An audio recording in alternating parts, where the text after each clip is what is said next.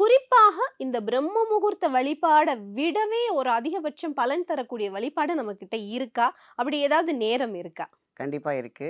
அம் பரிகாரம் அப்படின்னாலே நெறைய பேர் என்ன நெனச்சுக்கிறாங்க, பரிகாரங்கிற பத்தி பார்த்தீங்கன்னா, இது வந்து தனியான ஒரு விஷயம். இது மத்தெல்லாம் லைஃப்ல மத்த யாரோடையுமே கலக்காத ஒரு விஷயம். அது வந்து ஸ்பெஷலா இருக்கும். இல்ல. ஒண்ணு வந்து பார்த்தீங்கன்னா, என்னைக்குமே ஒரு மனிதன் வந்து இறைவனோடு கனெக்ட் பண்ணிக்கக்கூடிய ஒரு விஷயங்கள் ஒரு ஒரு பாத் இருக்கும் இல்லையா? ஒரு வழி. ம். அந்த வழி தான். இன்னைக்கு வந்து பார்த்தீங்கன்னா, உழைப்பு இருக்கணும். உழைப்பு சார்ந்த ஒரு பரிகாரம் இருக்கணும். சில பேருக்கு நெறைய கமெண்ட்ஸ்ல நீங்க பார்த்துருப்பீங்க. வந்து ஆன்மீகம் மட்டுமே இருக்கக்கூடாது. உழைப்பும் இருக்கணும்.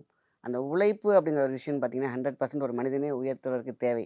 ஆன்மீகங்கிறது வந்து பார்த்தீங்கன்னாக்கா, அந்த பரிகாரம். ஒருத்தவங்க சோர்ந்து விழும்பொழுதும், ஒருத்தவங்க அணைஞ்சு உட்காந்துருப்பாங்க சொல்லுவாங்க இல்லையா? அவங்களோட எக்ஸ்ட்ரீம் பவர் பாயிண்ட்ன்னு ஒண்ணு இருக்கும். எல்லாத்துக்கிட்டயுமே இருக்கும். அது எப்போ அது வந்து பார்த்தீங்கன்னா டவுன் ஆகுது. எப்போதுமே லைஃப் வந்து ப்ளஸ், மைனஸ். ஏற்றம், இறக்கம், ஏற்றம், இறக்கம் இப்படிதான் கிராஃப் இருக்கும். எப்ப இறங்குதோ, அப்போ ஒரு பூஸ்டர், ஒரு பவுன்சர், ஒரு பாதுகாக்கிற ஒரு கருவி. இதுதான் ஆன்மீகம். கண்டிப்பா ஒரு சாப்பாட்டுக்கு தொட்டுக்க மாரி தான் ஆன்மீகம் இருக்கணும். அது அதில எந்த மாற்றமும் இல்லை. ஆனால், அந்த தொட்டுக்க இல்லாம சாப்பிட முடியாது இல்லையா? அந்த ம். மாரி தான் இன்னைக்கு வந்து பார்த்தீங்கன்னா, பரிகாரம் வந்து பார்த்தீங்கன்னா, ஏன் நெறைய பரிகாரம் சொல்ல போறோம்ன்னு கேட்டீங்கன்னா, அது ஒரு பூஸ்டர்.